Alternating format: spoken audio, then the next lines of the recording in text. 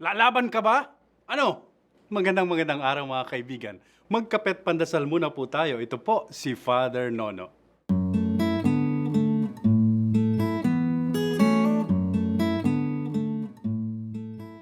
Hindi po ako naghahamon ng away, pero marami po sa atin parang ganyan araw-araw, laging galit, laging nakikipag-away, lahat pinapatulan, traffic, politika, mga marites na kapitbahay, kaya tuloy magulo o laging napapasubo sa gulo.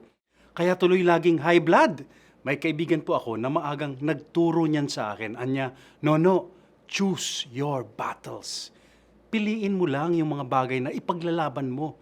Nakakapagod kung lagi kang nakikipag-away. Halimbawa, Anya, kung malilit na issue lang, huwag mo nang pagtayaan ng pawis at dugo. Hayaan mo na lang. Ang dapat pagtayaan yung malalaking issue, yung mahalagang labanan. Sa mag-asawa, kunwari, minsan kahit maliliit na bagay, pinagmumulan ng away. Ang dapat panindigan ay yung pag-aaral ng anak, yung kinabukasan ng pamilya. Yung mabababaw, pinalalampas na lang, inuunawa, pinatatawad na lang. Kapansin-pansin po na kahit si Jesus, parang ganyan din ang pananaw sa buhay. Madalas mapapaaway pero bago lumiyab ng tuluyan ng eksena, nawawala na lang siya. At sasabihin ng Ebanghelyo, hindi pa niya kasi oras. It's not yet his time. Kumbaga, hindi naghahanap, hindi naghahamon ng away si Jesus. Hindi lahat ng apoy pinapatulan.